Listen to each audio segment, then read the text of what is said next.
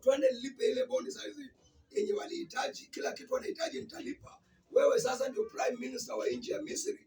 Kuanzia leo wewe ndio prime minister. Joseph anawekwa kwa kiti kutoka gerezani.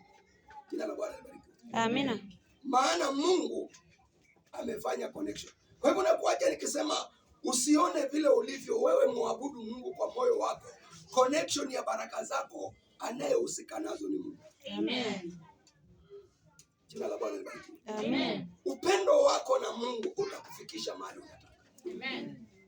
Hili ndio neno nimekuja kuambia. Amen. Kanisa, msichanganyikiwe. Wacha tumpende Mungu kwa moyo wetu wote. Amina. Mimi Mike huyu ninayehubiri nikianza kukupa ushuhuda, mahali nimetoka kuna Mungu. Kuna Mungu. Amina.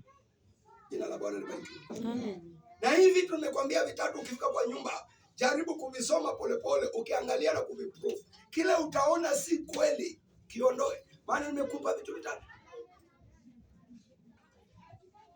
ambavyo lazima uvifanye na uvifuatilie.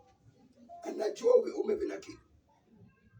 Kwa hivyo tunapoachana leo hii, Ebenezer Gibeon, wacheni kukaa kama makanisa ya mengine ya Nairobi. Anzeni standard yenu tofauti ambayo itafuta hao watu wa mataifa. Bwana asifiwe sana. Amina. Mimi najua hata nikihubiri sasa hivi kuna mtu amekaa kwa nyumba yake anasikiza hii.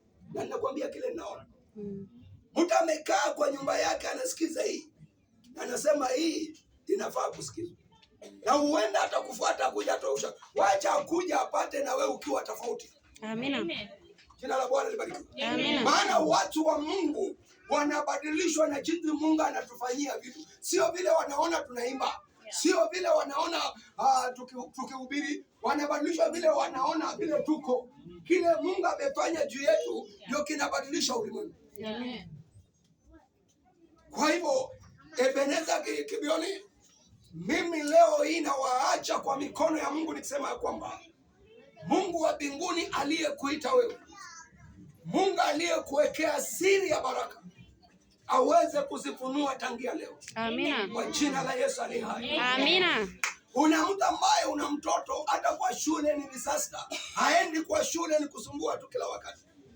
Huyo mtoto kitu kimefichwa ndani mwake na adui anakiona.